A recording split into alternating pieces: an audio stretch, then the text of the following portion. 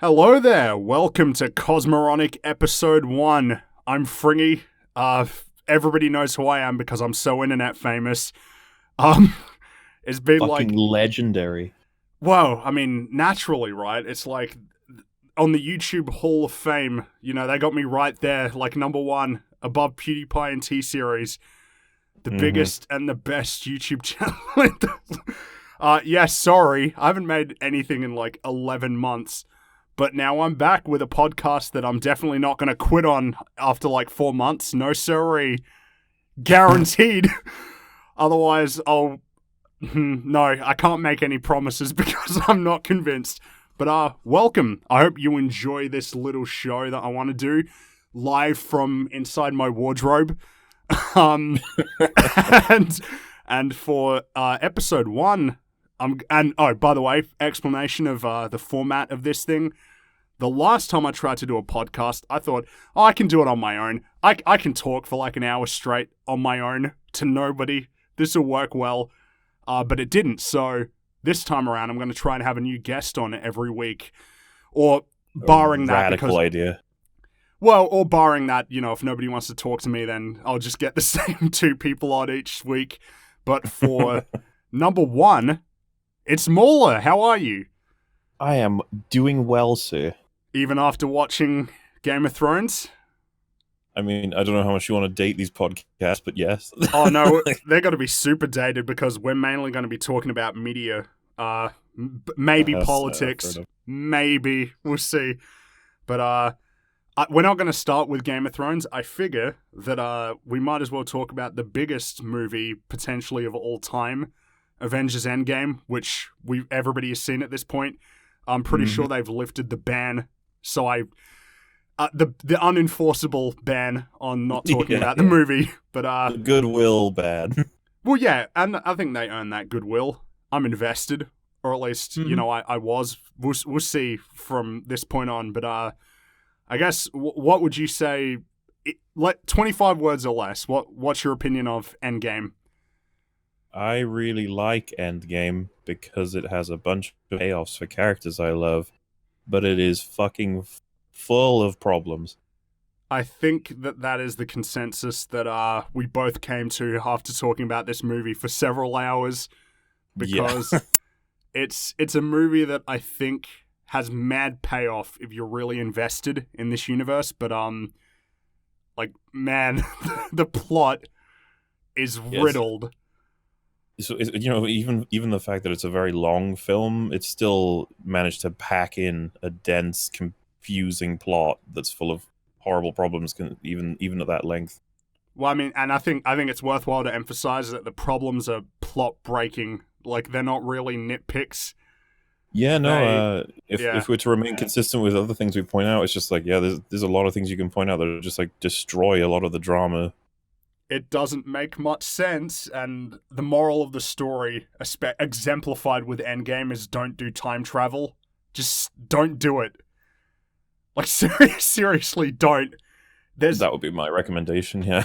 Well, I mean, once you do time travel, it's because you've written yourself into a corner, and usually the way that you get out of it is really convenient. We are not going to talk about the reasons why time travel doesn't work in Endgame, because it'd just be kind of repeating things that have already been said like 100 times at this point. There's a bit of a culture of like, wow, you just didn't understand it. And it's like, oh no. Is that Inception syndrome again? I think so, yeah. But it literally doesn't make sense, and they explain it for like a minute, and then they expect you to be satisfied with their answer. And they spend a little bit of time shitting on other time travel films too. So yes, Back to the Future got it wrong, but you got it right. Even though Back to the Future is way more consistent than the majority of time travel movies. Yeah, here's the thing: like your rules might not make sense, but if you stick to them, at least you got that. Well, the whole idea with fiction is that even if the rules don't make sense in the real world, as long as the story sticks to them, it's fine. Like Star Wars, there are no fiery explosions in space. There's also no sound in space. But Star Wars has never, defied that in its own canon, so it's fine. Whereas when Star Wars says that you can hyperspace through an entire fleet and destroy it instantly, then yes, it's a bit more of a problem. Oh, a bit of a head scratch, you know. It gives me that big think. But I mean, if the view is that that Endgame is great for character moments, how much do you think that can factor into how much praise you could give that movie on its own? Well, it's as good as when you start to rip down those character moments. So, like, I was of the mind that Iron Man's whole journey in that film was pretty much pitch perfect. Mm-hmm. But then because so this is the thing, I'm implying by saying that, it's like, oh, so Hulk's wasn't? And I'm like, no. It's like, Thor's wasn't? I'm like, not really. Yeah. And it's like, Cap's wasn't? And I'm like, there's a lot of things with Cap's that's to this day being discussed, and I'm not even sure where I stand on it. But Iron Man's, I was like, oh, that's pretty much perfect. And then, someone brings up, it's like, well, let's go right to the end where we're doing full spoilers, right? Yes, there are, yeah. So like, it's just like, okay, so he's dead. Let's just go from there. And it's like, the gauntlet still exists. So couldn't someone just put it on and reverse time to save his life? Like, you literally would have to sacrifice maybe the use of your left arm to save a man's life. I don't know. Seems worth it. Seems like a heroic thing to do. Seems like something that Captain Marvel or Thor or even Hulk would think about doing. I don't know. Yeah, I mean, once it's established that you can use it to bring people back, I guess it becomes questionable. Because like, it burns the shit out of Hulk's arm before he even uses it, which I thought was interesting. Because a lot of people seem to be getting away with just putting it on, and then it hurts them when they do the bigger move, like a flick of their fingers or whatever. Thanos seemed to use the Time Stone without any trouble in Infinity War, so maybe Thor or Captain Marvel put on that gauntlet, reverse time on just Tony Stark specifically, nothing else, so that he can live. And I don't see, like, is that not possible? It's just like, oh well, they don't try, so fuck it. And you're like, and it's like, does that lessen his sacrifice, knowing that someone could probably just save him immediately? I'm like, yeah, a little bit. And then you rewind a little bit more, and you're like, oh wait, why did he do it? Like, why didn't they do it? And you're like, well, because it makes sense thematically that Iron Man would do it. And you're like, yeah, but see, that's the funny thing about writing, because like, Game of Thrones' current problem is that it's making things that could arguably make sense logically happen that have no thematic relevance whatsoever. Yeah. Like, the comparison would be stuff like Luke and Vader are fighting, and then Chewie breaks into the fucking Emperor's throne room and shoots Vader in the back of the head with a bow shot. We're like, what the fuck? It's like, well, they had all these scenes to set up that Chewie could make it into the throne. You're like, I don't care. I don't care that he could be there. Like, what the... Yeah. Because it's so unsatisfying, that sort of thing. So, like, it's satisfying that happens to Iron Man, but logistically, it's just like, I don't think it should have, which is annoying.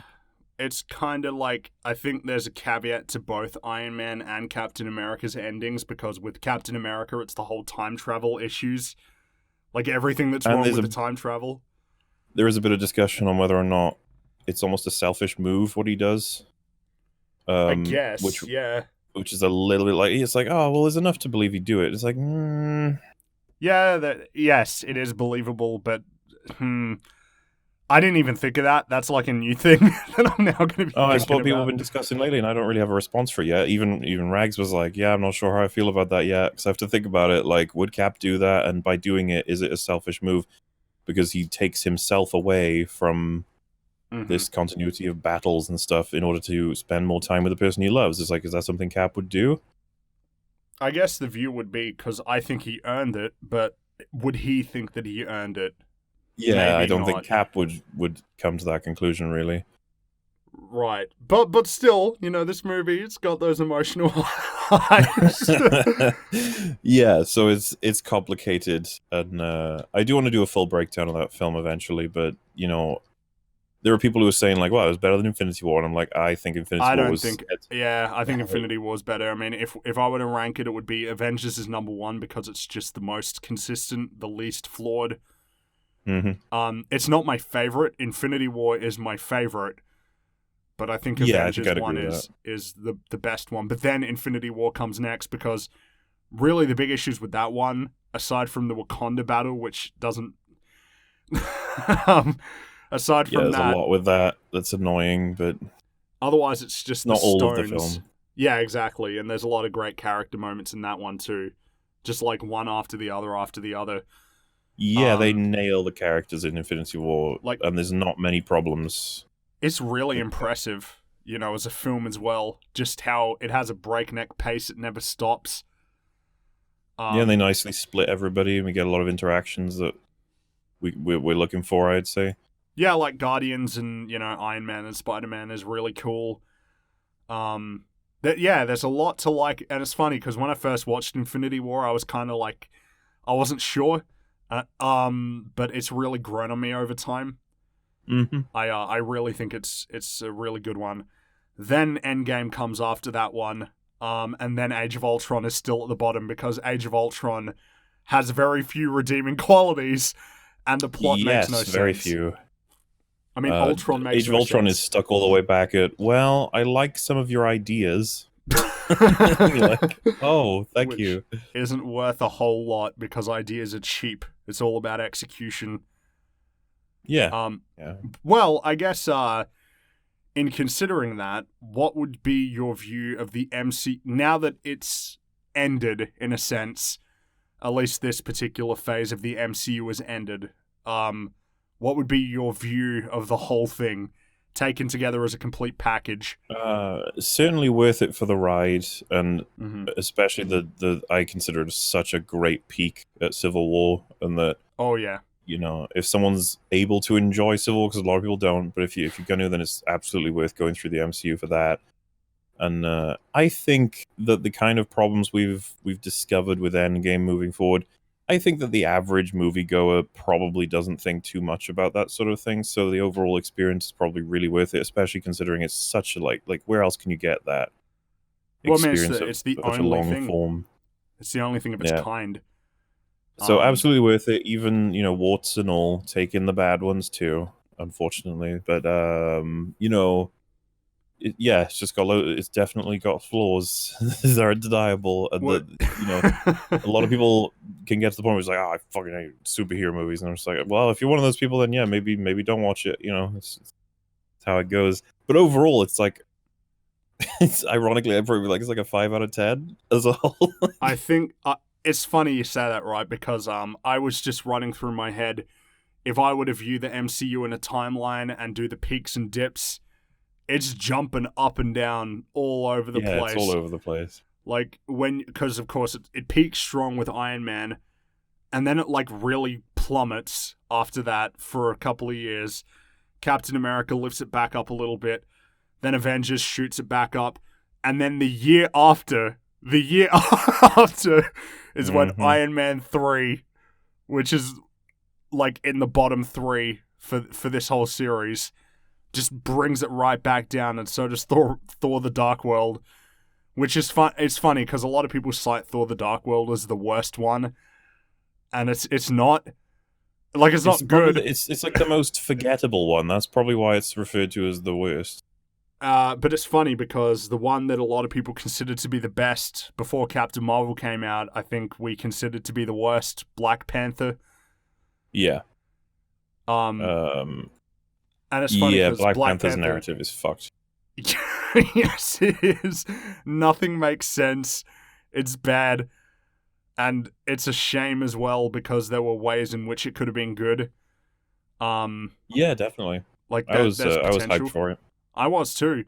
But then Captain Marvel just came along and stole the crown of the worst one by a country mile. Let's be honest, she earned it.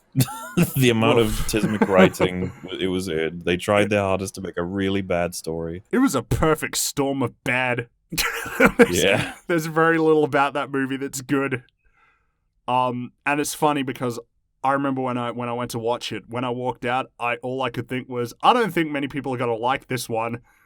As opposed to Black Panther, which despite its many problems, you can definitely see that people are gonna walk out and enjoy that one. Yeah. If only for the cultural thing, which I don't think we're trying to take into account because it kind of dates your movie in a lot of ways. You know, if your movie is about the current political zeitgeist. But But I could see that people were going to enjoy that one, whereas with Captain Marvel, it's just like... I think, what was it you said? Its biggest success was tricking people into thinking it was merely okay. Yeah, I mean, it's an impressive accolade. You did it, Captain Marvel. I can't believe you managed to pull that off. You made people think you were just okay. It's impressive because, I mean, it nearly worked on me. I came out of the cinema and immediately said that's like a 4. Yeah, but same here. after thinking about it for a decent amount of time, I was like, that's like a 2. And it honestly, it kind of bugs me that people use that as an example of, oh, you know, the Marvel movies are just okay. You know, the lie commonly agreed upon. Oh, they're just dumb superhero movies. They're just okay. Yeah. It's like some of these movies are really good. Like some of them are really good. Yeah, and they deserve appreciation where good and condemnation when bad, instead of just going, nah, fuck it, everything is fine. Let's just watch everything and go there. It's just a dumb superhero movie. There's no such thing as a smart superhero movie. It is impossible for a genre to be good. That doesn't sound stupid at all. That's the world we live in. Well, I mean, and now that... I guess maybe that'll be more accurate moving forward, because I don't know how excited I am for post-Endgame, except for Spider-Man. Yeah, Spider-Man and Guardians, they're the pieces that I want to catch up with. Yeah. Until the Fantastic Four and X-Men show up, it seems like it's not going to be all that exciting for a little while, which might be the smartest thing to do. We're in trouble as well, because now, like, Cap and Iron Man can't carry a badly written thing. Yes. For a thing. Like, Robert Downey Jr.'s charm could carry the shit out of any badly written MCU movie, but... Mm-hmm. Like, now we're stuck with, like, oh, if there was a Fantastic Four movie, it's like, whew, you guys... You gotta get this one right. Than your entire history. I hope not, but who knows? Because people being like, oh, well, it's the Marvel Studios, MCU, Kevin Feige. They can't do any... They do no wrong. It's like, yeah, they do. I don't see how anybody can say that. I mean, surely... You know, obviously, when you compare it to the DC universe, like, yeah, it looks pretty good, but there are... Well... Yes, and I think maybe people are looking at it from a money standpoint, I guess. They make money, so they're good. Well, I mean, if they say that, it's fucking lame, but they do make money, which is true, I suppose. They do. But what does that have to do with anything? Fucking MCU at this point. It's got nothing to do with the movies. Like, no, it's branding.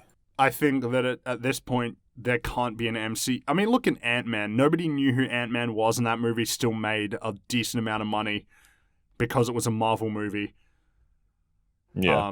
But it's funny, right? Because Spider-Man Into the Spider-Verse, it did pretty well, but it didn't do as well as even like the lower echelon of the Marvel movies. Mm-hmm. And that's a shame to me, because that movie's so great.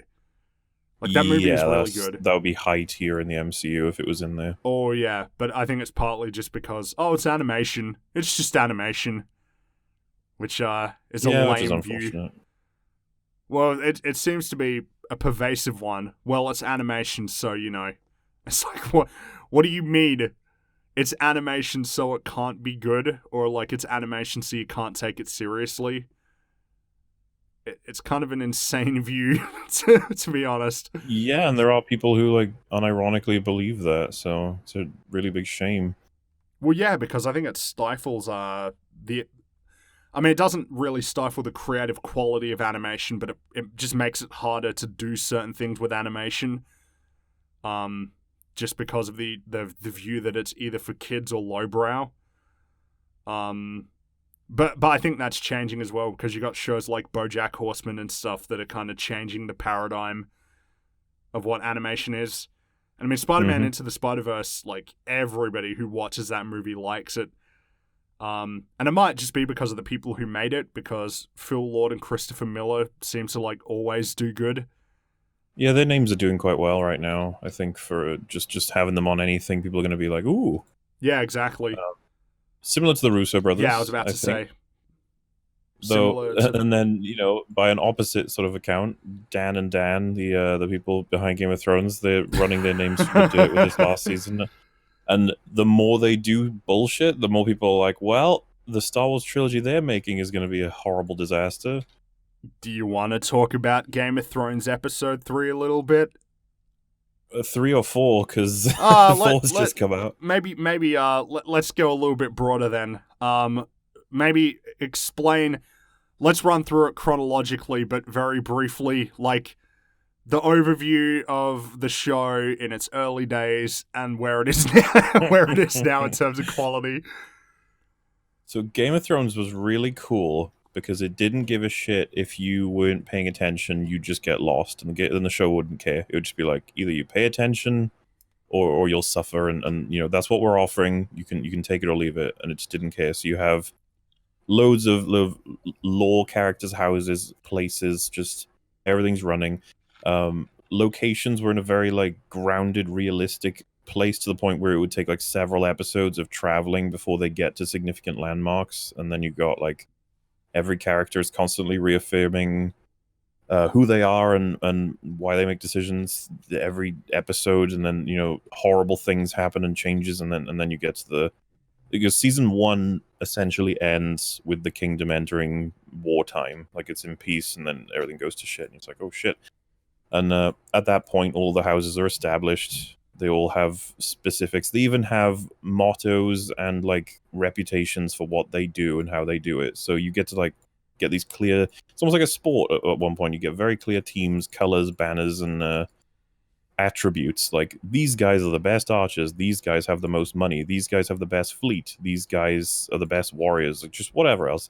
And that's all in the country. Then you go north, and there's a faction of just wild people, and their attribute is that there's fucking shit tons of them. Like, they just essentially think of them as cavemen. So you're just like, okay. And then north of them is horrific magical zombie monsters that are eventually going to come and kill us all. And that's your premise. There you go. And it's just like, okay, so what's the deal then? It's just like everything unfolds. People kill each other. Everyone's vying for power. You've got all kinds of characters with all kinds of motivations, doing all kinds of things. And the seasons are very slow moving by design, because it's very true to life with how long everything takes to have everything pay off. But then there's shocking moments, and characters are punished for good decisions, which is one of the biggest things that have been lost in the show now. So the most iconic opening death is a guy who chooses like love, family, and honor, and he gets himself killed, and his whole family is like almost destroyed for it. So you might be like, oh, that's a bleak message the show is sending, and it's just like, oh, it's just realistic in this world, because this world is filled with horrible people that only want to get powerful positions and stuff like that. And so the show progresses, and I'd say it manages to develop on that. There's a lot of interesting sort of twists and turns for how different characters that keep getting introduced or developed are making decisions and pushing everything into place. And then the show just starts to, I mean, a lot of people cite the fact that it's using the books to get where it is, and then around about the time everyone starts to have a problem with it, turns out to be around about where they're starting to run out of source material, and so everyone blames that. I think it's that plus the fact that these writers aren't very good in general, because season 1 is typically looked at as very strong, and it's like 1-for-1 with the books. Right. So the irony there is like, oh, so they're good adapters then, and you'd be like, well, I guess they are. It's when they decide that they want to make some of their own decisions, that's when everything goes to hell. So it's interesting in the same way that you'd be like, oh, Rian Johnson isn't terribly bad as a director. It's the writing aspect of him that's terrible, right? You're like, yeah, I guess so. And so it just progressively gets worse and worse.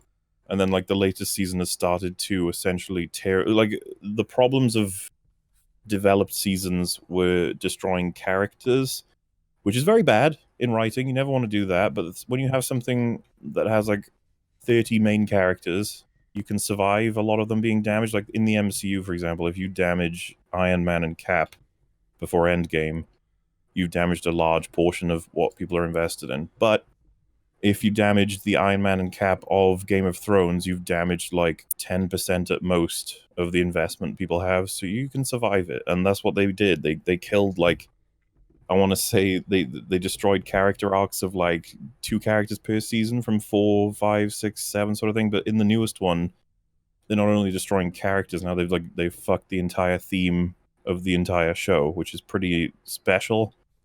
And then they've got this thing with characters time travel in that they teleport from different areas of the world that are like miles and miles away, and they do it in like minutes, um, just to make things happen faster. And then you've got like awful dialogue coming in here and there that's super super clunky. Everyone's angry at each other for no real reason. There's loads of plotting going on that is very under the sort of surface that we have no real idea of, but we just know it's like, oh, someone's gonna just backstab somebody at some point now, because I think that's just what we're supposed to do, and instead of it being sort of character motivated. And yeah, the show's just completely fallen apart, and a lot of people are pulling this whole like, why would you be invested in it when it died back in season 7 or 6 or 5 or 4? And the answer is just that, there was a lot to kill in Game of Thrones. It built a hell of a lot of goodwill over time. It had like, in terms of Star Wars, let's just say it had like 4 times what the OT has in terms of a storyline, maybe even 5. So plenty of characters and plot lines and lore and rules to kill, and they've managed to just systematically break it all down now to the point where it's just dead. And it's a real shame, because I've been keeping an eye on subreddits as the show's been released, and I remember even season 5, which is mostly considered the worst, but I might have to, I don't know, reaffirm that at some point. The fans of the show will be like, nah, this is great. This is just great. And then, fast forward 2 years after the release, and then you'll have fans being like, okay, season 5 wasn't great. But all of the biggest sort of subreddits in favor of this show are just ripping into the new episodes. It's almost become like an actual sport now. They're ironically naming threads like, this is the initial reaction and tear apart thread. You guys can just join in because we all know it's going to be fucking terrible. And it's just like, wow.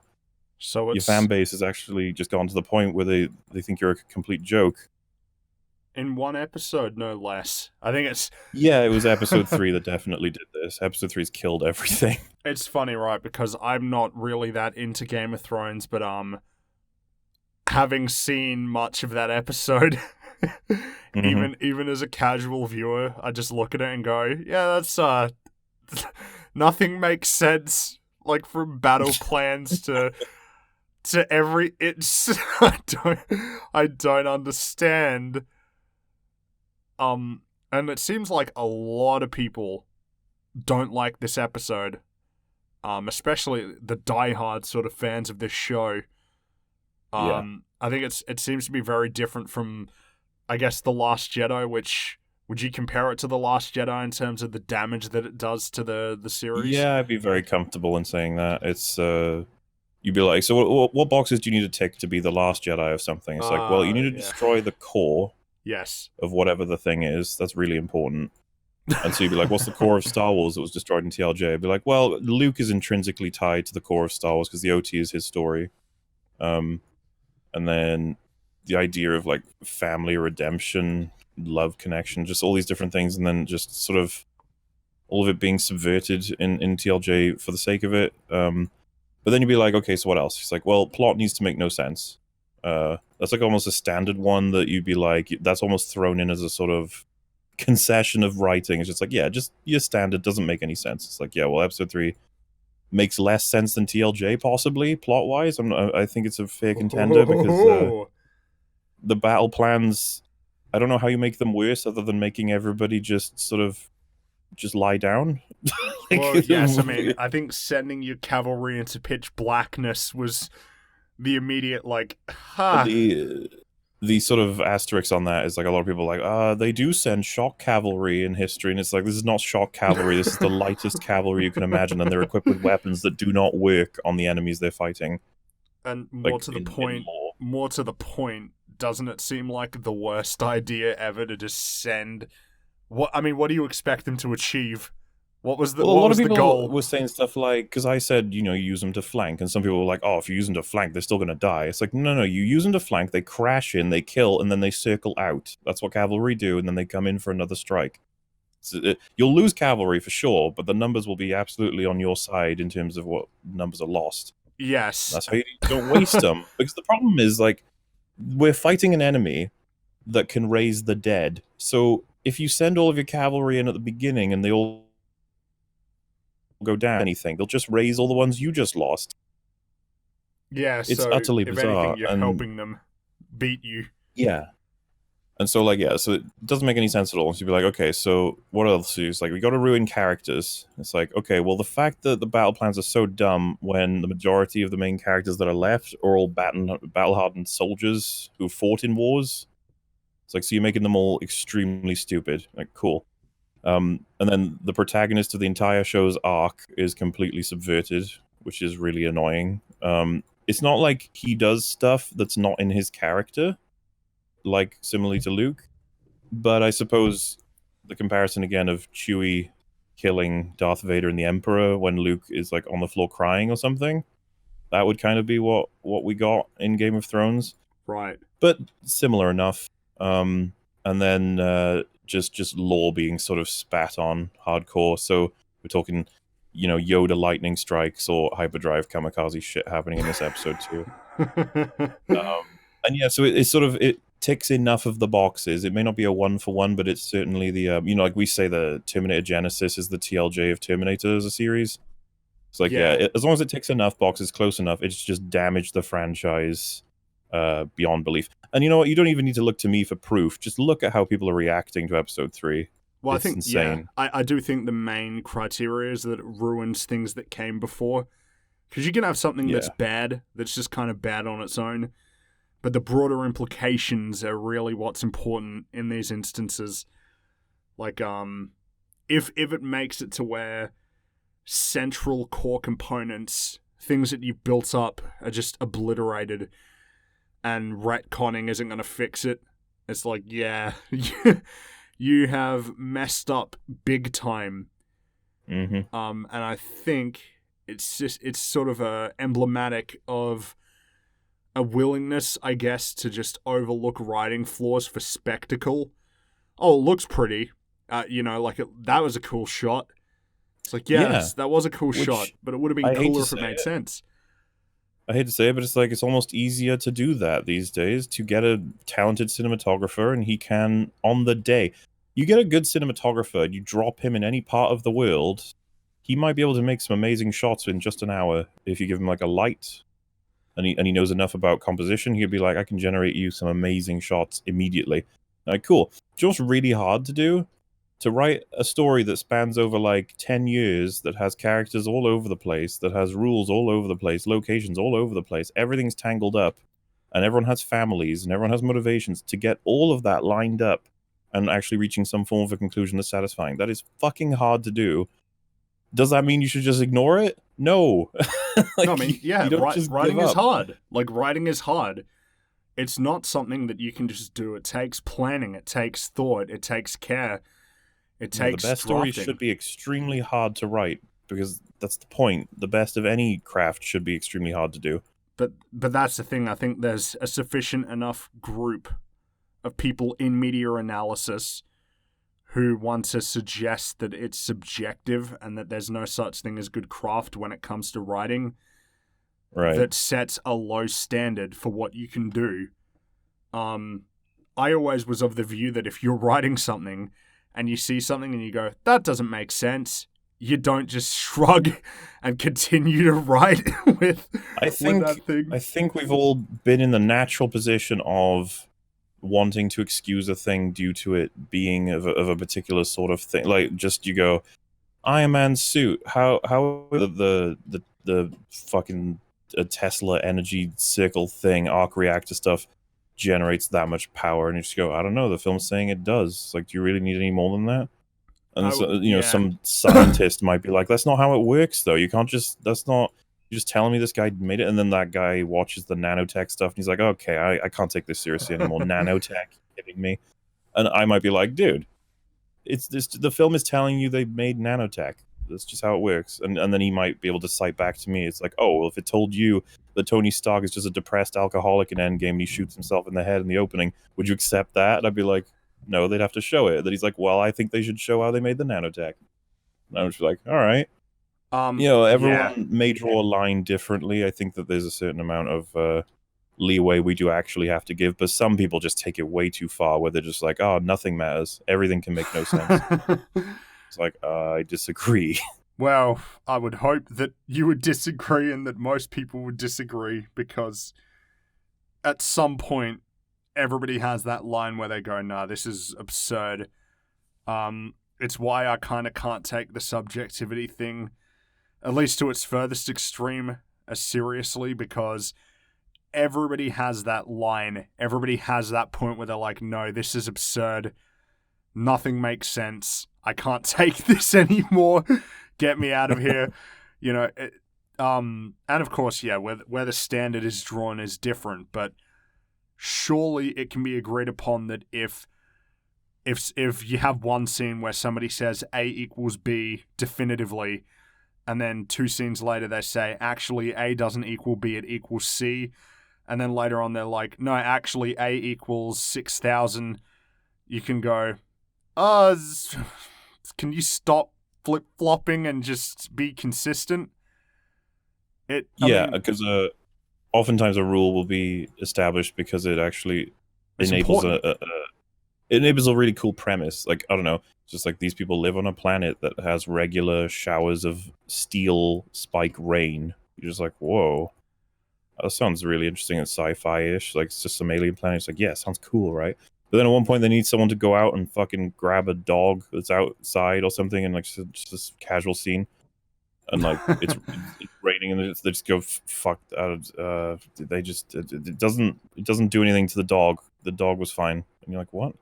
They got really lucky, you know. A shield spontaneously formed. Yeah, that's well. See, what you're talking about is an actual like attempt at fixing it, but I'm talking about when they just fucking straight up ignore it. They're just like, oh, that.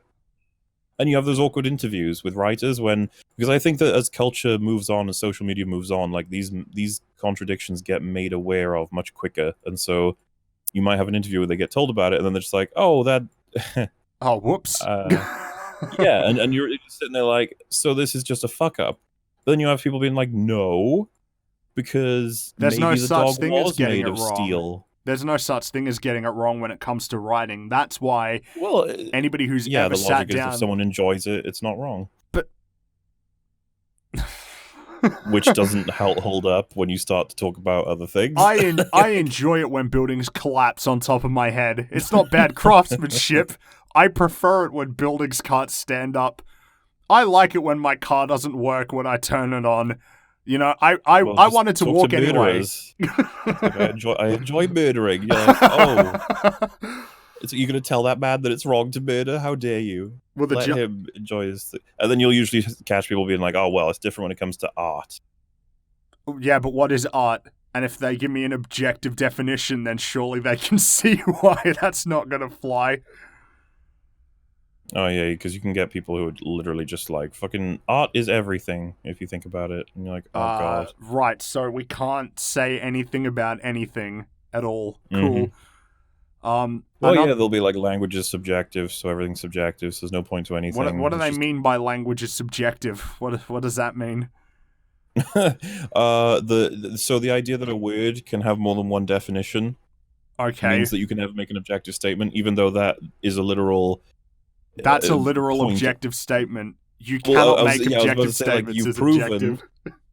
And you've proven that the word has limits, that it can only mean the selection of things. It can't mean outside of the selection of things. And if you were to use it to mean that, then you're failing to use the language correctly. Right. And just because language changes does not mean that you are correct when you say that simile means meteorite shower. The words mean things. Everything means stuff. Like, everything that's designed by a human at some point is designed to represent a thing of some kind. It's like, that's the whole point of categorization. That's what humans do. We categorize everything. One thing I do see sometimes... Categorize and label. Yeah, exactly. I mean, one thing I do see sometimes is when people say, well, your objective standards for media were created by you. You know, like it was something that you created. So it can't be objective, but my immediate thought would be, so you know, like a star as a concept is made up. Stars exist, but what we define as a star is based on our you know, that was our conclusion. When we say the sun is a star, there is no such thing from a universal scale as anything, because the universe doesn't have viewpoints. It can't define things. There are things and we categorize them, but nobody's going to turn around and say, well, that's not objectively hydrogen. I know it has one proton and one neutron, but, I think that's magnesium. That's just my opinion. Then the conversation, once you get them down on that, because that'll usually get them across that first bridge, but then they'll be like, okay, but you can't say what is objectively a good planet or objectively a bad planet. What is a good or bad? What's that mean? Yeah, well, this is the thing, right? So when you describe good filmmaking, that's oftentimes just not enough. You'd be like, what are you referring to? And then if I say, good writing, be like, okay, again, what are you referring to? And I go, good character writing. You go, okay, again, what are you referring to? And I go, consistent character writing. I'm like, okay, we're nearly there. What are you referring to? And then I go, the character in the opening, we see a lot of empty cigarette packets around their sort of house. And then later on in the narrative, there's a portion that, honestly, if they were there, it would have made things more complicated. But the writers were able to just have him say, I need to go get cigarettes. I ran out this morning. So there's a nice little setup there for us to know why he wouldn't turn up in this scene coming up, which would have made things more complicated if he was there. Something like that. And you go, okay, why is that good? And you go, well, it's just an explanation for something to happen that's not it's not retroactive. They didn't just suddenly invent that he likes cigarettes and wants to go. We were told it at the beginning if we were paying attention. And so they're like, okay, so it's a setup, payoff, consistent, and you run back through all of those statements back all the way up to good character writing. And so you're like, so yeah, what does make a good planet? And you go, a planet with like multiple resources so it could be able to sustain life. Maybe one that's structurally sound. And it has all these, and it's like, how are those anything? You saying those things are good? Like, what makes them good? And it's usually a quantitative argument. So it's usually X number out of a maximum number that's even possible. To be in a parameter. So like, how consistent can a character be? And it's like, well, to lack any inconsistency whatsoever, they are as consistent as they can be. How good can a planet be? It's like, well, it would need like I'm not a scientist, but a ratioed distance of like fucking forest to water, I guess the to thing whatever, would be, to right, sustain life. I think actually now that you say it, good planet would be interesting because you could say a good planet by such and such criteria. So yeah, there's always going to be a criteria. Well, that's what I mean though, because you can just straight up establish your parameters and then explain why it satisfies those parameters. So, okay, we need a good planet for living. What do we need? We need liquid water. Definitively, we need liquid water. We need oxygen, nitrogen, atmosphere. It needs to be not too hot and not too cold. It needs to be a similar gravity to Earth. Cool. What makes a good mining planet? Is it abundant in natural resources? Tick. Is it abundant in resources that aren't plentiful on Earth? Tick. And so I would say that you could apply the same thing to media or writing. Well, this is where it gets interesting. So what makes a good piece of art is extremely hard to quantify, but what makes a good story? It's like, well, stories naturally require progression and consistency. You can't have a storyline without consistency and progression. Like, if you have a series of events that are completely unrelated, then you've not got a story. And the thing is, right, we know what a story is because it has a definition. A story is beginning, middle, and end, series of events. And I guess I just... this is probably taking it more on like a personal, interpersonal sort of view, but anybody who says that there's no such thing as objectivity in art, surely at some point would be able to acknowledge good and bad things. I think a good example would be South Park. The writers have a philosophy of but and therefore, so that a sequence of events are always like everything affects the next thing, which affects the next thing, which causes the next thing. So the sequence of events, for an example, would be Jimmy went to the shop, but his bike got a flat tire. Therefore, he had to walk to the store, but on his way there, he got mugged. Therefore, he had no money. Therefore, he was forced to do this thing, which is surely we can say that that's more interesting than Jimmy went to the shop and got a sausage roll and came home and masturbated. It pulls back to the progression thing, right? So the less contrivance you require, the more your story progresses without pushing it. Yeah, and I think it's an unspoken rule of you've done a good job I think it ties intrinsically to the definition of a story at that point. Yeah, I think it's because the majority of the standard complaints for stories will tie back to the actual, just straight up definition of like events taking place in a progressive line. Yeah, because like plot hole is looked at by a lot of people who think subjectivity is king as like an annoying word. It's like fucking plot holes. It's like, why do you think they're so common? It's basically the most fundamental. You tell us one thing's happening, and then you tell us another thing's happening that contradicts it. And that leaves the reader confused and unsure of what's happening, you know? Yeah, the story's broken and you know, you'd be like, oh, so it's binary? It's like, no, it can be big, small, it can be partially explained or not explained whatsoever. You can make an assumption about how it might work, and then there can be retcons because writers want to fix these things. I mean, the reality... No writer likes plot holes. No. Or wants plot holes, obviously, unless they're doing something like a parody or a comedy. Well, I guess, you know, the reality is that when we look at plot issues, the idea is that everything that you write, everything that you say connects to the next thing or impacts the next thing because it's a sequence of events, so it's important. And again, you know, that everything hangs together. To be objectively good or sound or completely consistent does not necessarily mean you've created a story that will connect to people whatsoever. That doesn't guarantee any of that. No, there's a lot more that goes into it. It's much more complicated, and then there's a bunch of like standardized advice that you'll get. So you know, because it's like how much time should one spend with the character before killing them to make an emotional impact? It's like there's no definitive answer to that. Mm-hmm. It's complicated. But yeah, like just don't fucking tell us stuff that doesn't make sense if you want people to follow along. And we see this. Over and over again with all the most complained about media, just doesn't make any sense. But I think that the key thing is that it isn't easy to figure out your objective.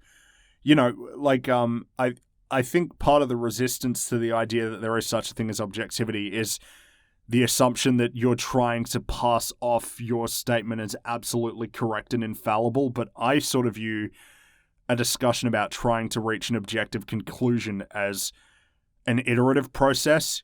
You figure things out, you find out that things that you thought were wrong, and you keep working towards getting the closest answer that you can get. And whether or not that means that the film gets better or worse really depends on how good it is. Like, we talked about Mission Impossible Fallout.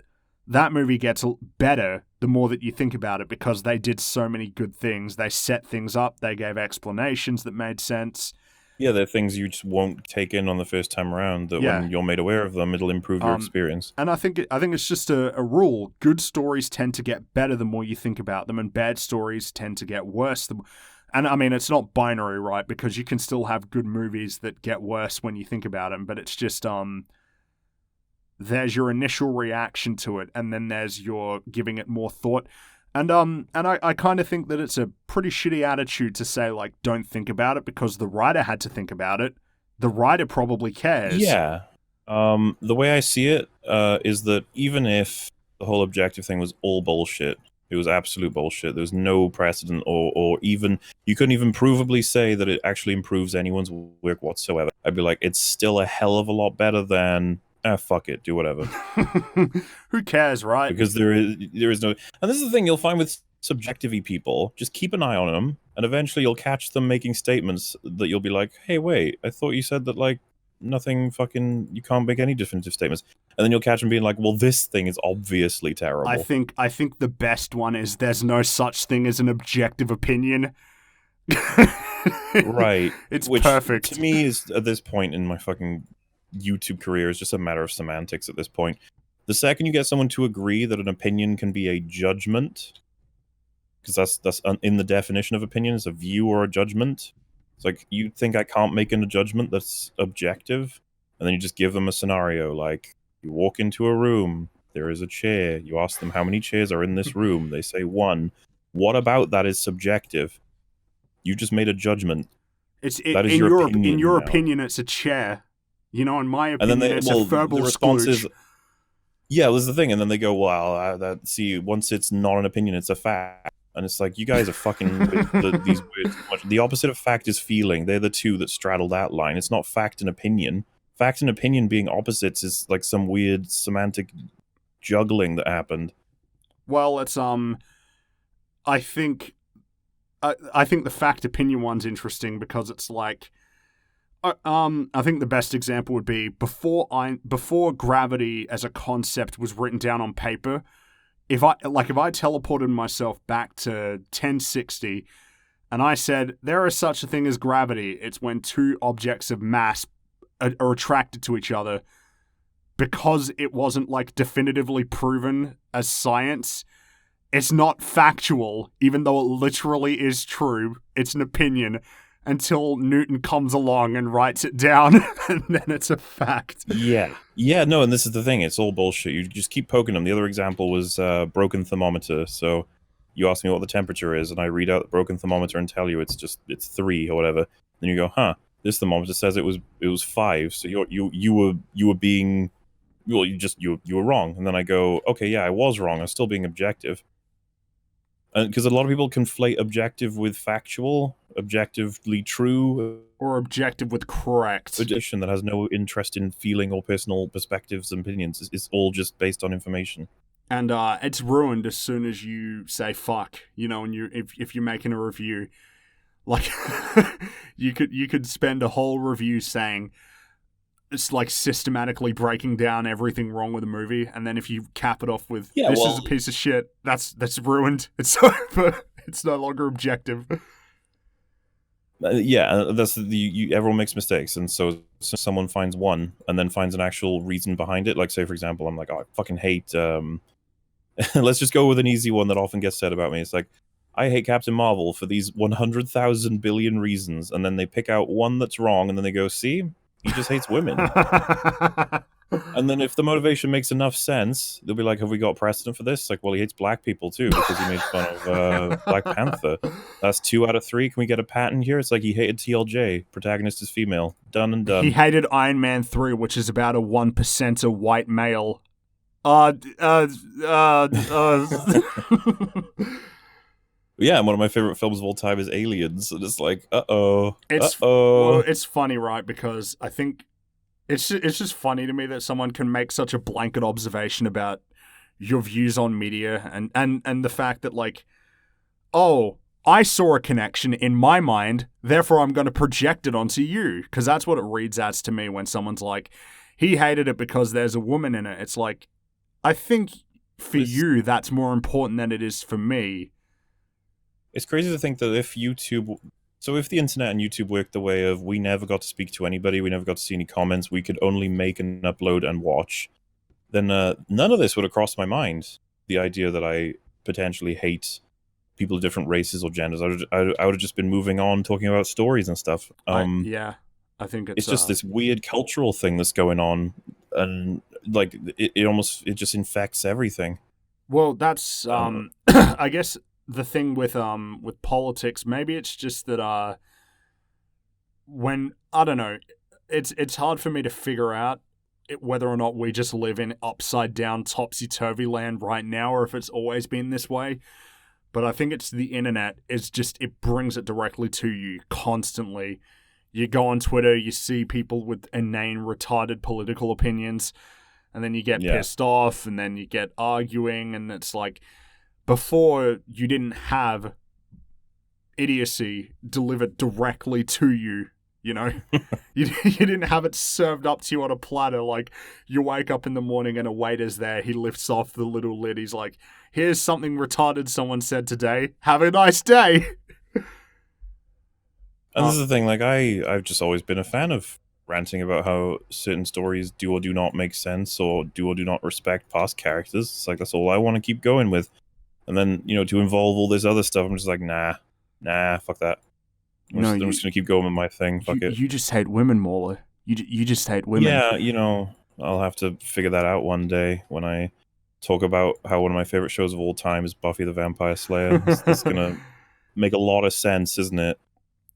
What's your view of, like, I find politics and media as an interesting discussion, but it's half interesting and half painful, because I feel like people aren't having the same discussion that I want to have about it, which is what is the role? Are you talking about like within a piece of media or like in social media? I mean like politics, social issues in media, because I feel like there's two debates to be had. The one that I don't like is there should be no politics in media, or politics must be in media because it has to. Whereas I think the more interesting discussion is how does politics or social commentary in media sort of influence the quality of the media itself?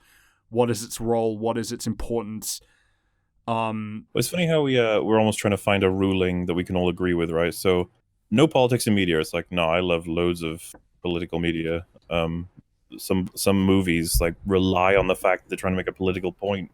So and there's some classics out there, like American History X. How could you say that's not political? It's like 1984, man. 1984 is entirely about political and social, I guess, theories and ideologies, and it's great, but it is intrinsically about that. And you look at, To Kill a Mockingbird.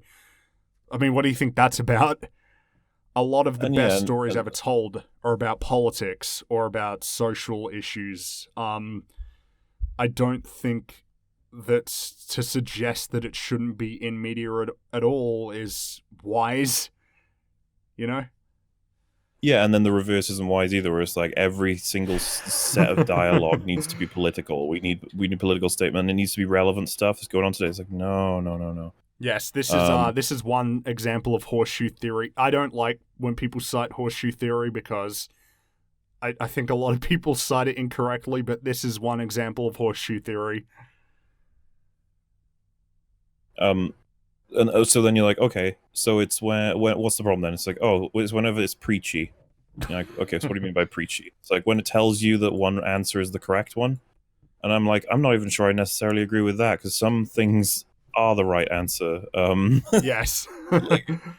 So it's like, okay, so it's whenever there's, and you might be able to whittle a person down to, it's whenever they do politics I don't like. And you're like, all right, we got to figure out something here because that's just bullshit. Like, there's got to be something better than this that we can figure out. So, I think there's a Doctor Who episode released recently where there's this, like, really relatively villainous character, and he's, like, a complete sort of facsimile for Trump. Like, he wears an orange tie, I believe, as well, but he's an American asshole who doesn't care about anyone's lives. He's like the worst boss ever, and I think there may even be like a Make Something Great Again or whatever. And they did it in Mortal Kombat recently as well. And so, like, that's politics in media where it's like, well, how would you explain why that's bad, and yet a nuanced take of the faults of a president in some kind of biopic is okay? Well, that's a really interesting discussion. That's what I mean. Like, I think that it's something you could talk about for days. Just because I guess to try and figure out where you sit would have to be about figuring out what good examples are, what bad examples are, and being able to explain what makes them good or bad. Yeah. So, like, why is 1984 a successful example of how to approach politics? One is that it's super speculative. So it gets you thinking. And by that I mean it presents you with a world that might exist, and it forces you to really confront your own ideology and your own behavior and what you are in support of and what you don't like. It's in service of characters, which I think is a big part, right? It's in service of character development, or it makes sense for the characters to think a certain way. So, but that's what I mean, because the Jax in Mortal Kombat 11 one, he has the power to control time, so he thinks it's a good idea to go back in time and make sure slavery doesn't happen. I was actually referring to Shao Kahn saying, "Make Outworld great again." Oh, he did say that. And so, I think the surface interpretation is, okay, so you're saying that Trump is as bad as literally like one of the biggest villains of this series. Wow. Shao Kahn, build the wall to Earthrealm. Yeah, and so you're like, why doesn't that work? And I was like, I don't know, I think I think it's literally just so overt that you're just sitting there like, I don't care what your politics are, as opposed to presenting maybe the results of a policy or something like that. Do you think it has something to do with being fair and not balanced necessarily, but being So like honest? it's complicated, isn't it? Well, Because there are some I don't know. like there was a movie, I think it was covering John McCain's campaign against Obama that I watched. Ed Harris plays him, and Sarah Palin is represented in the film as just a dumbass that has a lot of really weird fucking ideas, as well as they explain in the film like why she was used and blah blah blah. And obviously, her and McCain, I believe, did not like the film. I don't know why they would. Didn't. And so you have to wonder, like, so what if the person is a complete dumbass? Is it fair to represent them as a dumbass, or should you be trying your best to sort of explain why they're still sympathetic, they're still human, and how good of a job should you have to do? And I think the subject matter matters a lot as well, because where the hell is Mortal Kombat coming from compared to something like a biopic?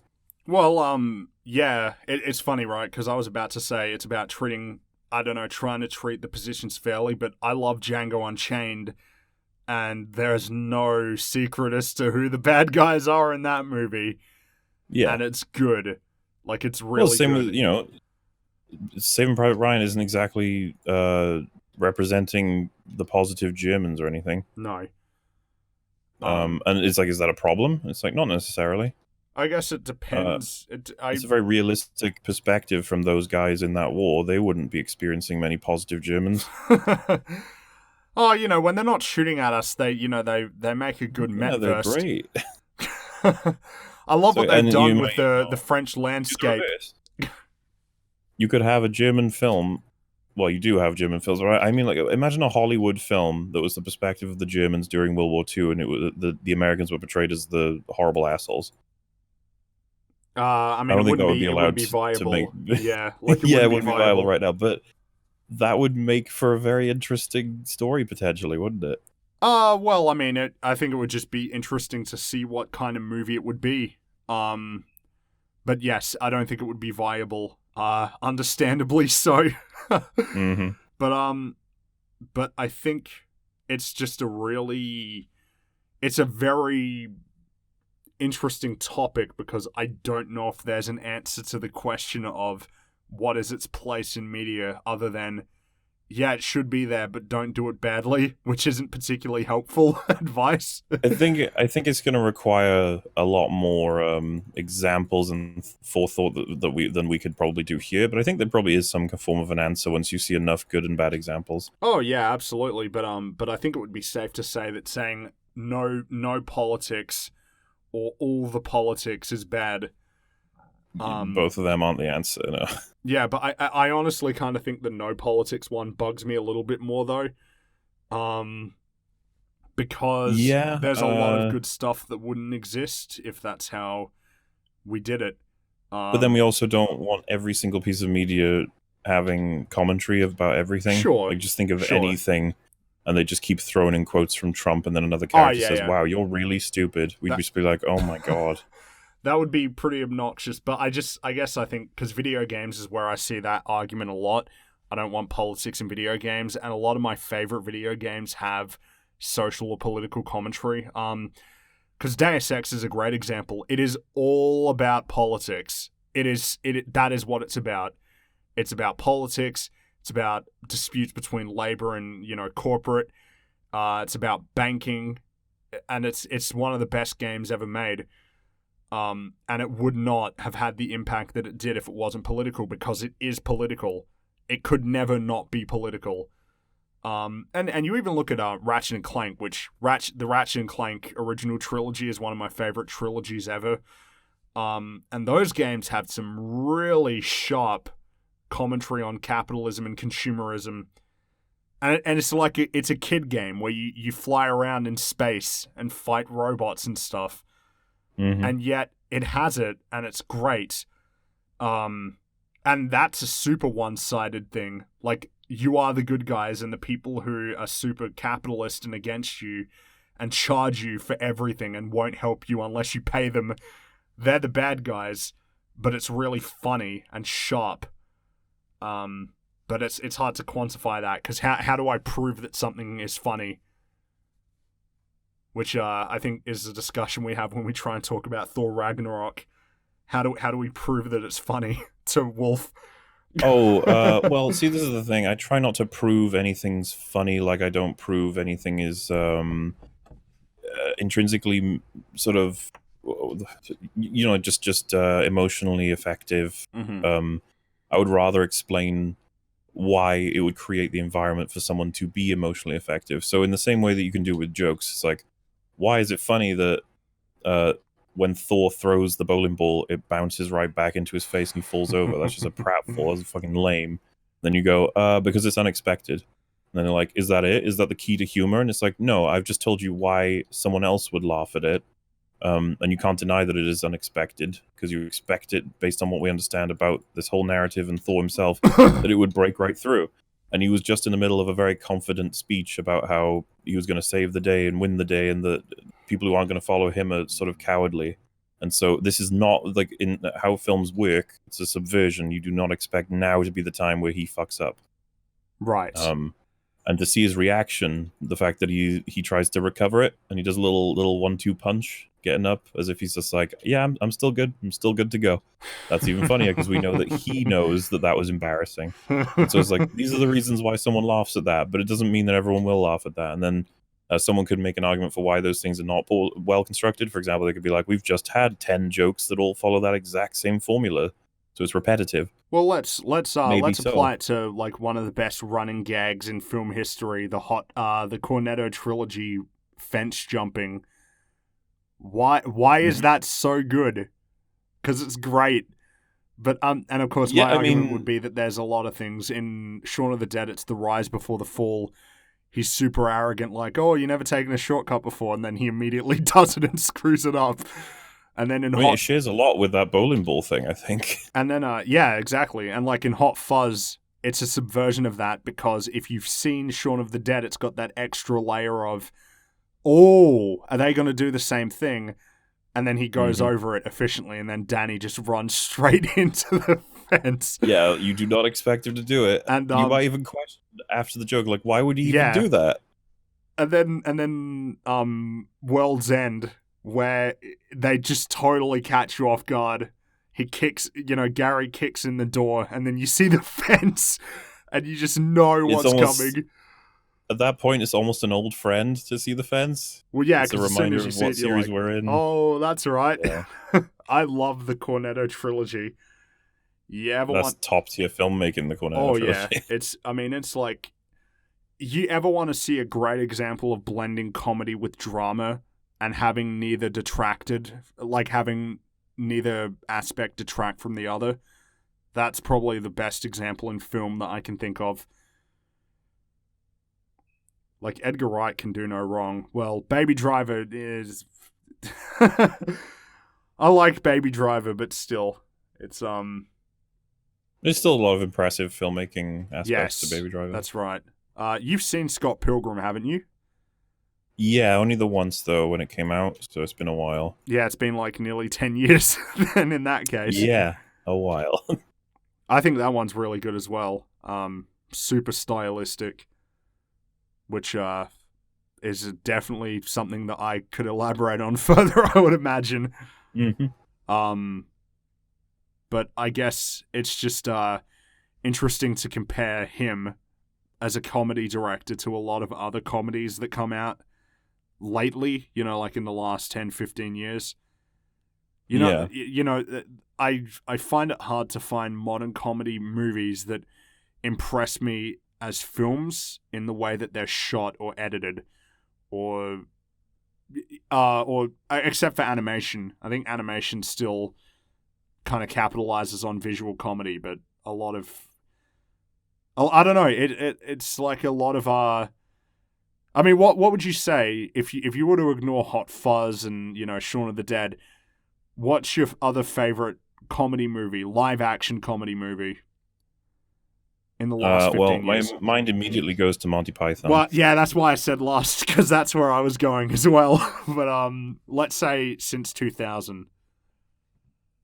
That's tough. I'd actually have to look at like my libraries and stuff because it's almost like I think I've, as a safety in my brain, that question's answer is always pretty much the Cornetto trilogy. It's just like such an easy uh go-to. But one of the films that's made me laugh a hell of a lot in recent times was probably Thor Ragnarok. Yeah. I've rewatched it, I think, I want to say 4 times with different people, and every time it's a blast. Like, it's just really fucking funny. It's a really good, Um, it's a really good comedy. But okay, so that would probably be a suggestion. let's exclude Thor Ragnarok then.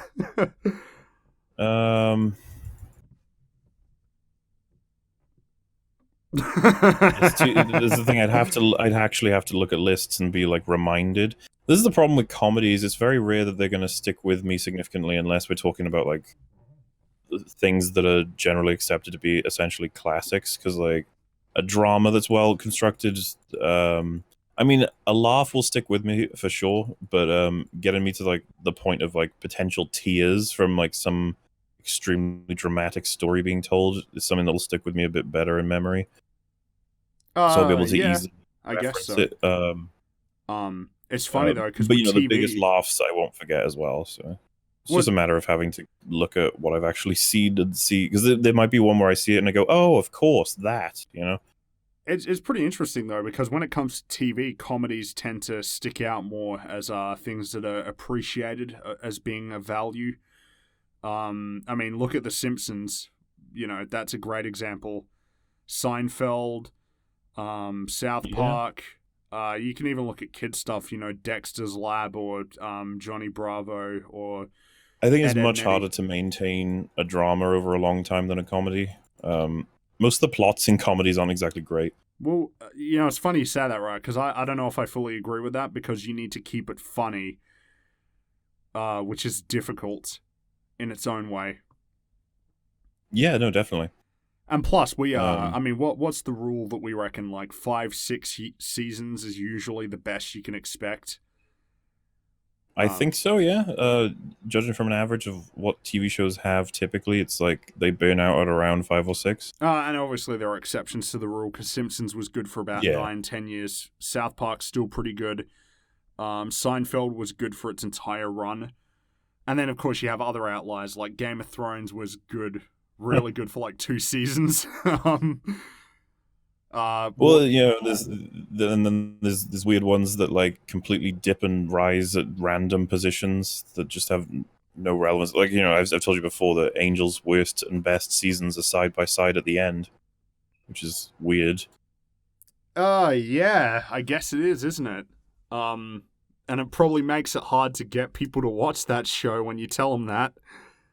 Yeah, I mean, the best way I do it is just be like, it's me. If you know me this well, and I'm saying that it's worth going through it just for that, then I haven't had a disappointed person. I put 6 people through Angel now, and every one of them has said it's worth it. That last season, man, it's gold. And how long is it going to take me to get to that point if I have to watch Buffy and Angel? My next target is Wolf, which I'm pretty sure I'll be able to do. It's just a matter of there's a lot of timing issues with that one. But I mean, there's people who if they just outright refuse, there's nothing I can do about it. But I will be arguing once I make a video for either one of those. I'll be arguing that it's something that everyone should see before they die. Like it's one of those. It's in my trophy case of that sort of thing. Is Haunting Hill House I put Breaking Bad in that trophy case as well. Would you put Hill House in that one? In Hill House? Yeah, probably. I don't know why not. It's a great example of how to do characters over a short period of time. Hill House, man. I love that show. I loved it as well. That's why I think I made like fucking 7 people watch that shit with me. Let's do it. And I made you watch Daredevil, and then we had to talk about that show.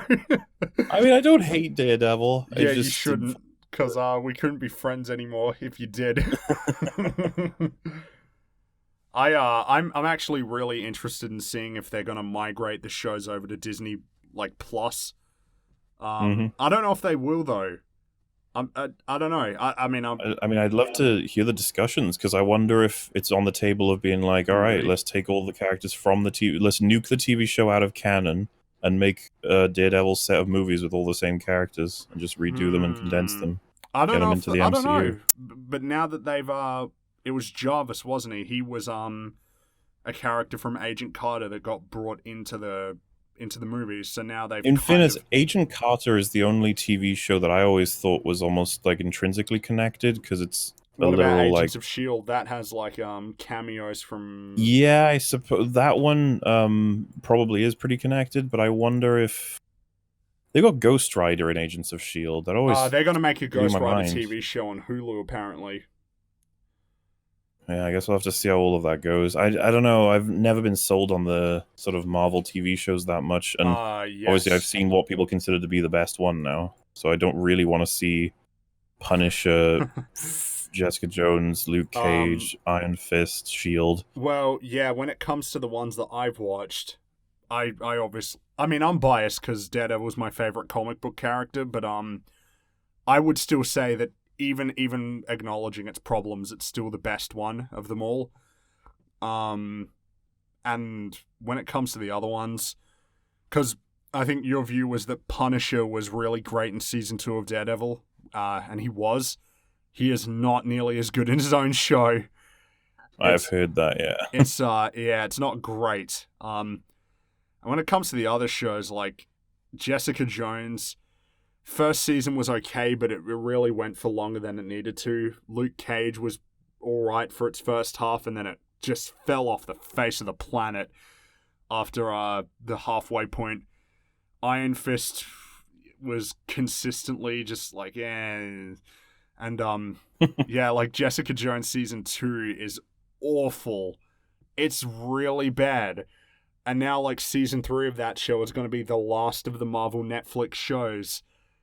And it's just kind of depressing. Is that still not released yet? Yeah, no, but it is. It's season 3 is happening, and it's already been cancelled. So that's the end. Yeah. But meanwhile, Agents of Shield, I'm pretty sure, is still going. And I think there are a couple other Marvel Netflix shows as well, but yeah, not as interested in those ones. Well, if they're making the Loki show, the Scarlet Witch show, and the Falcon and Thingy show, like I gotta admit, I'll be really curious to probably check those out just because I know them from the movies. So I'm like, what are they doing with them? Disney Plus is going to be pretty stacked. I think it's going to have enough stuff that it's probably just going to be a requirement if you are a consumer of media that you need to have it, because Disney now owns half of the film industry. What do you reckon though of like The Mandalorian? What do you reckon of that one? Everybody only has good things to hope about it. I'll wait for it to come out. I'll watch it. We'll see. It's big budget, you know. It's got a lot of money behind it, so it's gonna be good. That's how that works, right?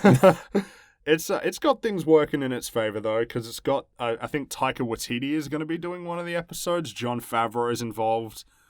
Pedro Pascal I think is playing the lead, and I like him in Narcos, so it's He's good at Game of Thrones. Well, that's what I mean. It's like it's got things working in its favor. It might be the first just unequivocally good thing in Disney Star Wars, because so far it's not been great.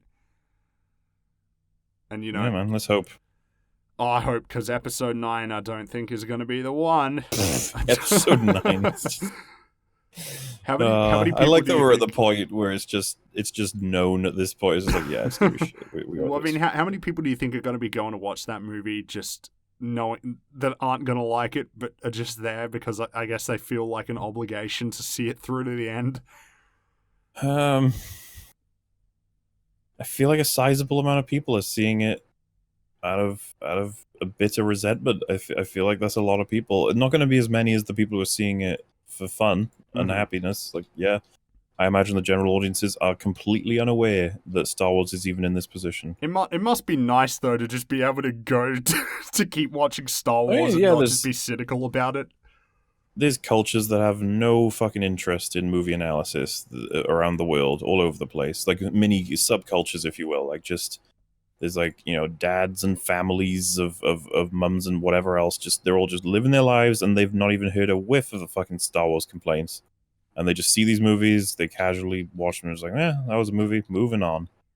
But you know, not I think us, more so now, more so now than ever, more and more people are being made aware of film criticism. I feel like just thanks to social media, like it's just going viral. You know, is it a good thing or a bad thing? It's just like depends who you fucking ask, I guess, and who's got the most influence. I mean, I hope it's all in pursuit of better storytelling. Yeah, as do I. Because I think that's what's important, is that earnest film criticism is not about trying to tear people down. It's about, well, it depends. If it's Terminator Genesis, then yeah, it is about tearing you down because you ruined everything.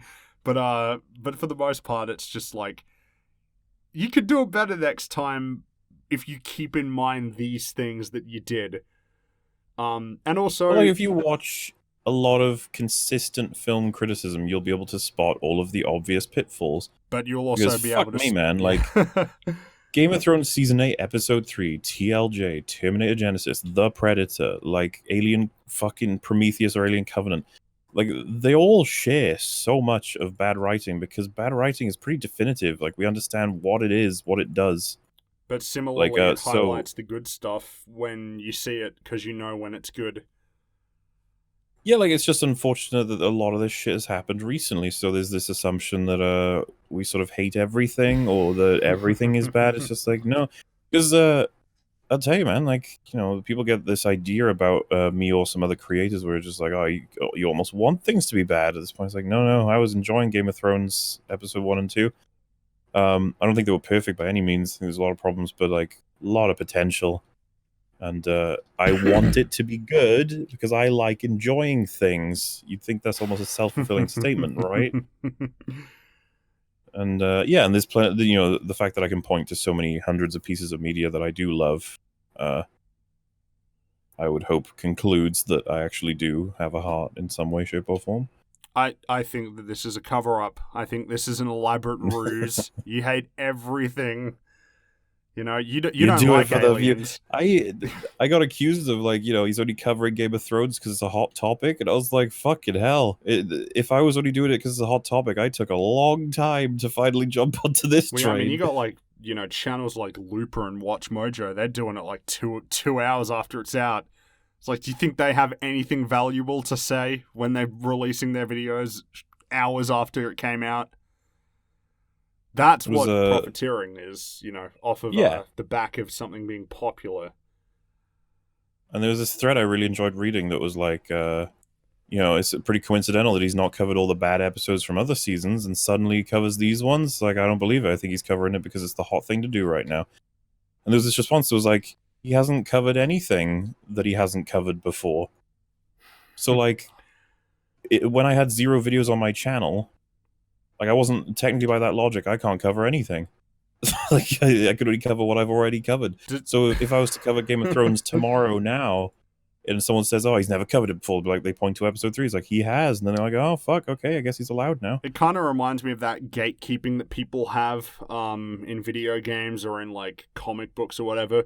You only started playing this game recently. You're not a true fan. It's like, I'm sorry that I didn't start liking something as early as you did. I apologize.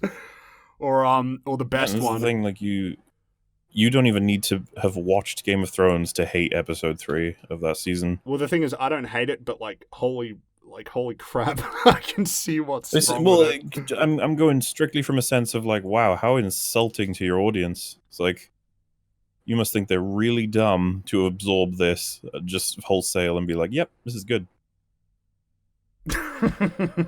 And that's kind of what I mean. It's like, it's kind of frustrating. You just be like, wow, are you incompetent or are you condescending? And they're like, incompetent. You're like, oh, well, I guess that makes it better. I would say that incompetence is worse than knowingly making something bad and just throwing it out. Just like, oh, who cares? Well, it makes them malicious in a sense. So morally speaking, they're worse off, but at least they're aware it's bad. So from a craftsmanship point of view, they're in a better position. Is that how it works? You know it's bad, so that's okay. Like, if you were doing an exam and you answered incorrectly and you're like, yeah, no, that's wrong. It's like, cool, you still failed.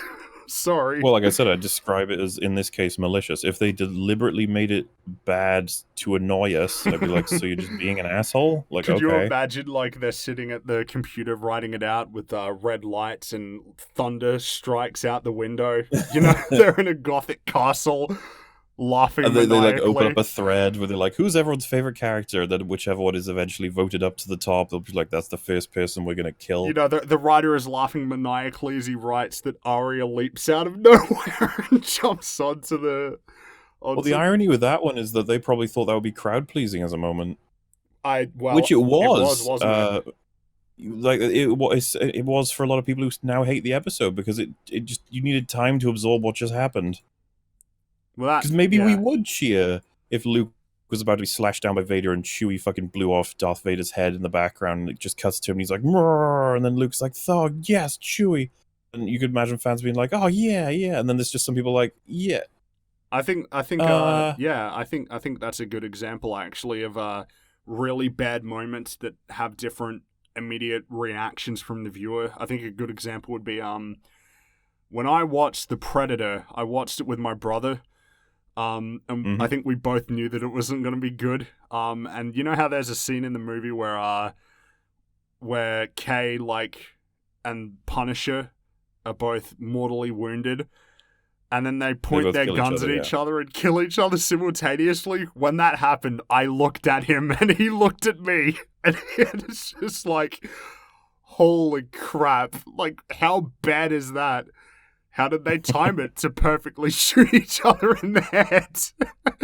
And it's just one of those, immediately that's bad. Whereas I think more often than not, it's something that's a really impressive spectacle, and you go, oh, that was cool. And then you go home and you're like, oh, wait, hold on. And then it just sort of falls apart. And I guess that Arya Stark jumping on the king is probably the best example. Doesn't age well. Well, and that's the thing. I think that if Chewie had defeated Darth Vader in the OT, we'd be talking about it to this day. Like, I just never thought that was a really great decision. Like, I get it. I get how it happened. And I get that they set it up because Chewie hated Vader at one point. Like, they have a scene where Chewie just fucking says he hates Vader. And you're like, okay. Well, just like, but I just don't see how that, I just don't. When you reach that point, it's a balancing of payoffs. You know, what's more important, that your protagonist who you've set up and has these personal stakes is the one to take him down or redeem him, or would it be better if Chewie just blasted his head off? You know. Yeah, and maybe people will be like, you can't say that's objectively bad. Like, maybe from a consistency level, maybe you can't, but from a thematic level, you can absolutely argue that Luke's storyline is incomplete or confusing. Well, that's the thing, right? Because the biggest impression I got from the whole Game of Thrones thing is, what are you meant to do after this episode? Like, where do you go with some of the characters? Yeah, well, it's moving right along already. Right at a disappointment, lad. You only got 2 episodes to go. And not looking forward to them. No, I think the mood has soured on Game of Thrones among the internet circles anyway. Because a lot of people who I know love it are already being like, all right, this isn't great. It's like, which is funny because from what I heard, it was really hyped up. It was meant to be like the biggest episode of the whole show. Yeah, Game of Thrones is huge. Well, this is the month. Well, not August. April and May, you know, the month of, because One Punch Man, which I haven't watched season 2 yet, is coming out too. But I think I'm going to wait until the whole season comes out to watch it in one go. And I mean, this year for movies, though, is not really as big as last year. And by that, I mean last year was the worst. Last year was bad, wasn't it? Oh, yeah. Like, I think I wasn't convinced. Well, the thing, if there's anything to learn from 2018 and possibly 19, it's just like, man, we can't get worse, right? Like, we've hit rock bottom with a lot of these franchises. Surely we're going up. Well, I mean, what was the list for 2018 as a refresher? I'd have to pull it up, but it was fucking horrible. Well, it was like Jurassic World, right? Solo, Black Panther. what was it? Oh, the Quiet Meg. Place. Yeah. Annihilation, which I think Wolf still needs to make his video on that because a lot of people think it's a great film. It really isn't.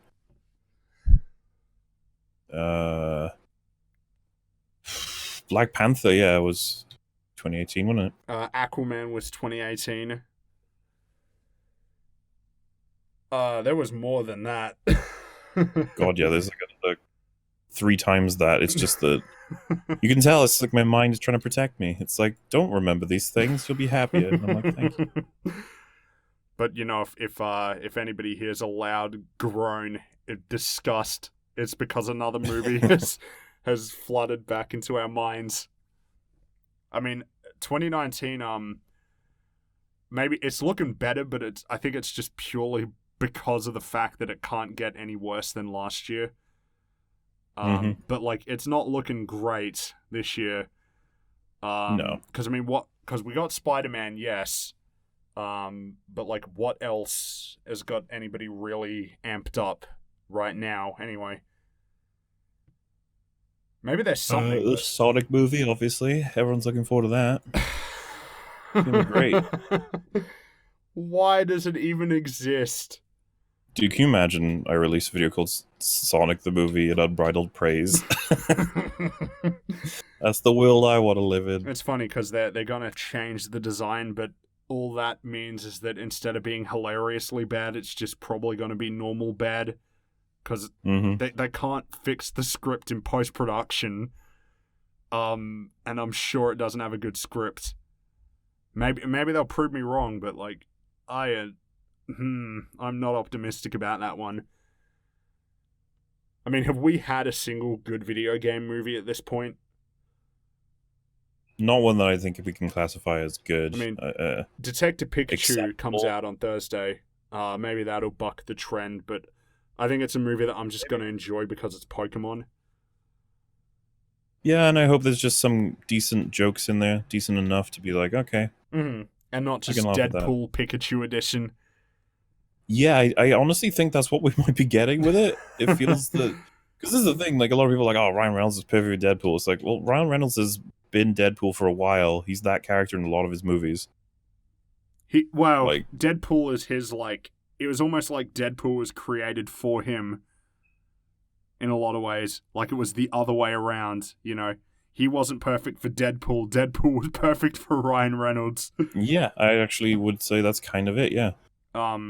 It's kind of a funny turnaround, though, isn't it? Because he was in he was in Green Lantern, and he was also in X-Men Origins Wolverine. Which yeah, we had a lot of misfires. A lot of misfires in the X-Men movies. Man, you must have hated that Green Lantern film, huh? Well, he seems to make fun of it now. No, I mean you, not him. Oh, do I hate it? I don't know. Do you? Like, did you hate it when it came out? Or? Oh, dude, it's bad, but it's like, can you hate it? You know what I mean? I'm not the biggest fan of Green Lantern. I think Green Lantern's really cool. The idea of a superhero whose power is his will, like that's awesome. That's really cool. But I'm not, as opposed to, you know, Batman v Superman, which kind of like fundamentally ruins the foundation for this DC universe. And now it can't be fixed because they're keeping on trucking ahead, even though it's fundamentally broken. Yeah, they're building on a completely broken foundation compared to the MCU, where its foundations were like strong. Cap and Iron Man with brilliant pillars to build everything off of. Yeah, like because that's the thing, right? I think if Iron Man was bad, the MCU probably wouldn't exist. Like, if it wasn't Robert Downey Jr., it might not exist at all. The foundation is key. Like, you need to start off strong. And I think it's good. You know, you look at every failed cinematic universe so far. I mean, what Dark Universe? You remember how that was meant to be a thing? I mean, Dracula Untold, Wolf made me watch it recently, and that movie is absolutely hilarious. And then, I haven't seen The Mummy, but I think we'll probably be covering that eventually too. But my goodness, how do you even fuck up monster movies? It's not even that hard from what I understand. Because Godzilla is now part of a shared universe, because the next one's going to be Godzilla versus Kong. Yeah, we'll have to see how that goes. Well, it depends if this new Godzilla movie, because the thing about the first one is I like it, but you know. Yeah, I like the first half because of Bryan Cranston. Yeah. With this new Godzilla, the reason I want to see it is because Charles Dance is in it, and I'm like, yeah, okay, I'll get some discount Tywin from any fucking source of content he's in. I mean, it will probably be fun to watch the two fight. But I guess I don't know. I mean, what other examples are there of cinematic universes that they've tried to make? I think we've literally just covered the majority of the main ones, because a lot of them don't even get started. They're only in like a theoretical phase with one. Because, that's what the MCU was, from what I understand. They were like, throw that little stinger in at the end in case Iron Man kicks off. Mm-hmm. Well, it's the same with Iron Man Incredible Hulk failed, as well, and because then that could have been it. That post-credit scene, which kind of doesn't make sense canonically anymore in Incredible Hulk 1, that was something that they did afterwards as well. And it's just like... Oh, is it set before Iron Man, or...? No, it's after Iron Man, but it's just disconnected. It doesn't really follow as well after Iron Man 2. Oh, do you mean because, like, Iron Man is trying to hire... Yeah. The Hulk into the Avengers, even though Iron Man's not allowed into the Avengers at that point? But, you can kind of work around it. But I think that's a big thing, right, is maybe just focus on your first movie before you start setting up your whole universe. Like, just make one really good movie first before you start going, all right, guys, we got a 10-movie arc planned out from the start. And then the first movie is bad and fails. It's like, oh, whoops. Did we say 10 movies? Yeah. And I guess it's just a good example of everybody is trying to imitate Marvel's formula at the moment. Oh, absolutely. But I think Marvel will forever be trendset. I don't even know that the MCU can even die anymore. I'm not even sure if it's possible. Oh, I think it would have to be a string of bad movies, like a string of really bad movies. Fucking Transformers lasted what, like 7 movies? Yeah, true, but they... Like, I think I'm getting to the point where I'm like, it's once they make themselves big enough, they can become like synonymous with movies. They're just movies, like the... Yeah, I get what you mean. Whether or not there's such a wide fucking spread that there's just... And again, they just need big hitters to forever sustain them. I think it's And how do they make that? It's like, well, they just have the big fucking ensemble films every once in a while. It is funny, right, that Marvel movies are like comic books in the sense that they're just perpetual in all likelihood. They'll just keep going, and they'll reset when they need to reset. Because I don't really see it stopping for a while. I don't think it will be like Western movies. I don't think so. Because I don't think it's a lot about of the people genre. cite Westerns as evidence that superheroes will eventually die. I was like, you realize that Westerns are way more fucking restrictive than superheroes ever are. You can have a superhero film set in the West. Exactly. So it's a broad genre. It already genre. encompasses that genre. So I just think it's a really dumb comparison. I think any comparison just doesn't work because superheroes are non-restrictive. You can just give me a movie and I can turn it into a superhero movie. And also the MCU was kind of unprecedented for what it is. Yeah. And superhero fatigue is only a thing people reference with bad superhero movies. Well, that's what I mean. So long as they continue to be good, I'll still keep watching them. Yeah, same. I've always loved superhero movies that are good.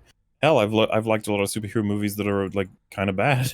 I think we all have. It's a fun little story to have someone with a power defending and helping people who have less power. Yeah, exactly.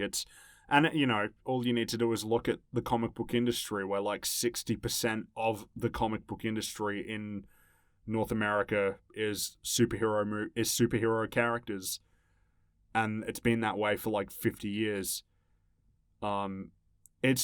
Superhero is broad enough that I don't think it's as restrictive as a genre-specific thing. Because you can have superhero fantasy, you can have superhero science fiction, superhero western, superhero crime drama. It's way broader than just western, than a western. And I love westerns. And I think a good example is that westerns still exist. Even if they're not as plentiful as they used to be, they still exist. Yeah. You know, nothing's ever really gone, right? Huh? Nobody's ever really gone, right? Fucking when the Night King was killed, people would just say, "Well, hey, nobody's ever really gone." The unbelievable nature that Game of Thrones is so bad that we're very upset that the villain is dead.